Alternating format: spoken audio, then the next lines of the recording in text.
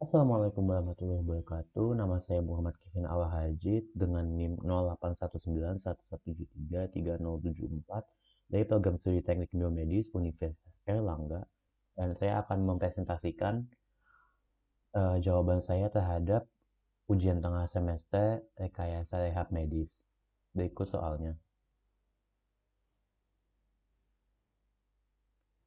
Pada ujian ini diperlukan untuk mereview 3 jurnal berikut ini, yang kemudian review itu akan menjawab 5 pertanyaan ini. Pertama, problem utama yang ingin diselesaikan dengan perangkat. Kedua, teori dasar yang digunakan dalam perangkat. Ketiga, bagian-bagian dan cara kerja pada perangkat. Empat, cara mengukur untuk kerja perangkat tersebut. Dan lima, analisis terhadap efektivitas perangkat tersebut. Berikut presentasi dari saya. Kita rekayasa rehabilitasi medis terhadap robotic hand exoskeleton. Pada presentasi review journal ini pertama akan dibahas introduction, sistem, desain modul, sistem, metodologi percobaan, dan evaluasi. Pertama, introduction. Pada latar belakang terhadap ini adalah stroke adalah penyakit yang menuntun kepada disabilitas tinggi dan kematian menurut WHO. Dan ketika pasien selamat dari stroke, subjek-subjeknya fungsi motor dan mobilitas sangat terefek. Pada latar belakang ini dijelaskan bahwa fungsi motor dari ekstremitas atas termasuk tangan yang sangat berperan dalam aktivitas keseharian seperti makan dan membersihkan, memiliki impairment setelah stroke yang dapat sangat mempengaruhi kemandirian mereka dalam keseharian. Pada latar belakang yang diceritakan juga bahwa rehabilitasi terhadap ekstremitas atas untuk penyintas stroke dapat dikembalikan khususnya untuk ekstremitas atas seperti siku dan bahu. Tetapi masih terdapat opsi rehabilitasi yang terbatas untuk wrist, yaitu pergelangan tangan dan jari. Nah, pada jurnal ini hal tersebut menulis jurnal mencoba untuk menambah sebuah alternatif pada rehabilitasi pergelangan tangan dan jari dengan membuat exoskeleton robot, di mana robot telah dibuktikan efektif digunakan dalam terapi untuk rehabilitasi pada subjek stroke, subjek pasca stroke.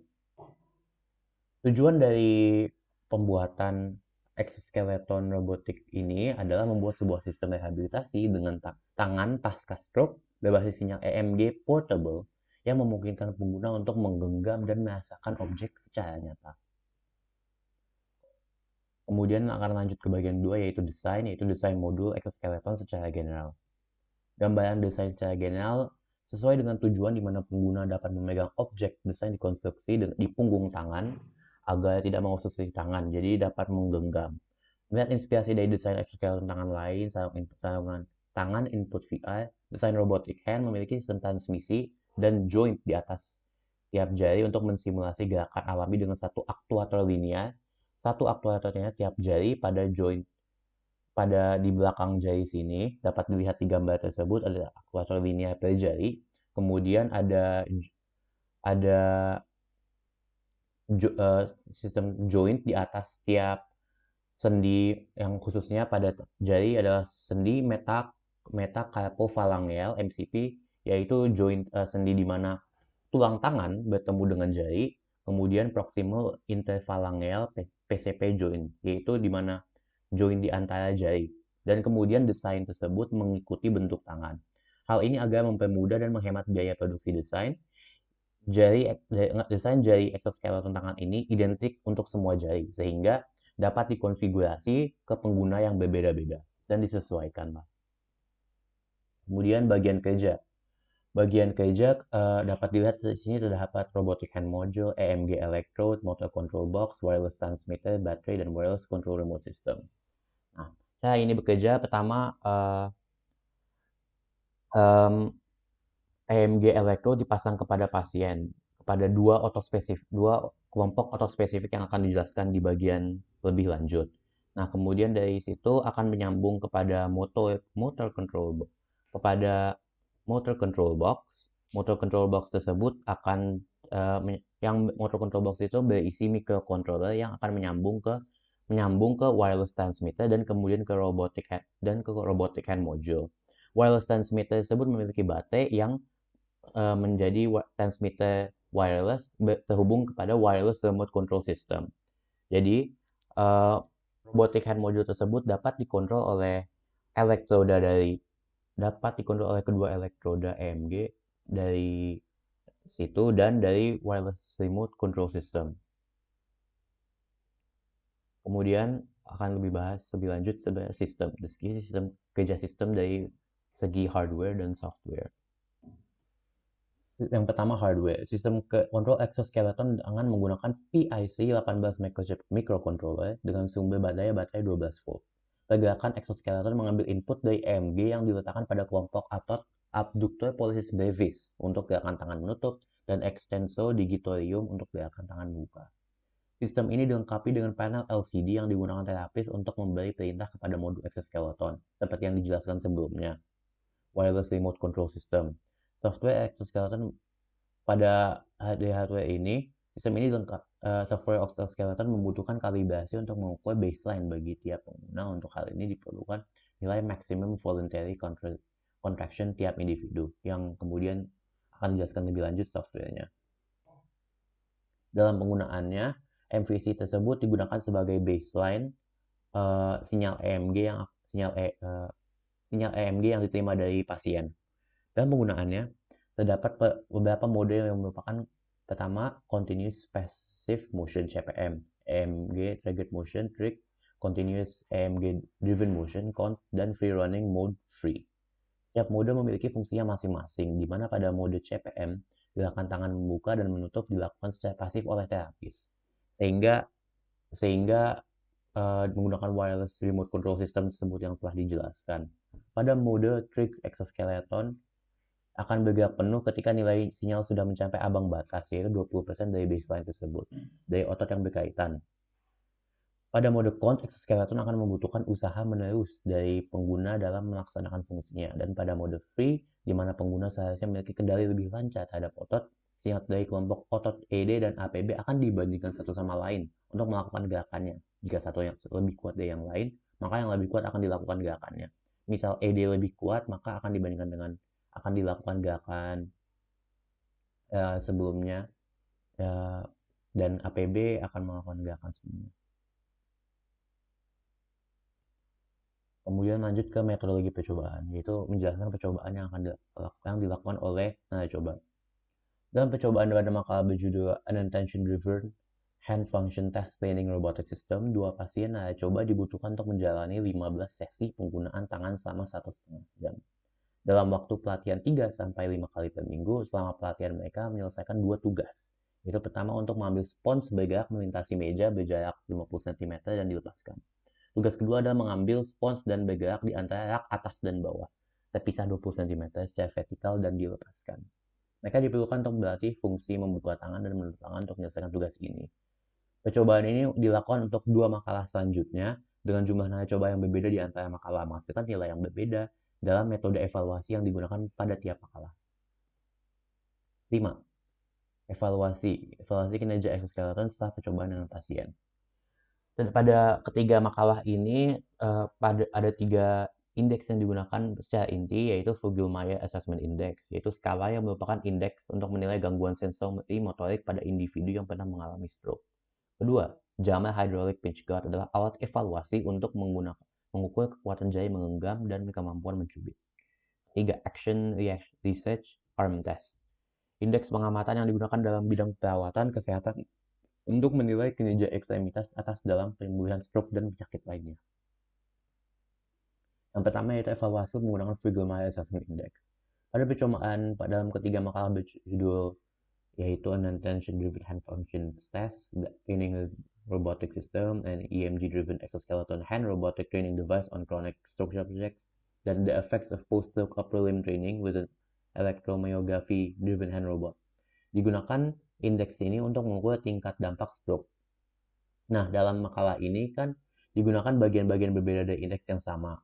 Pada makalah pertama digunakan hanya untuk figur maya pada wrist hand, yaitu yang memberi jarak nilai hingga 0 sampai 24 sehingga menghasilkan nilai seperti ini.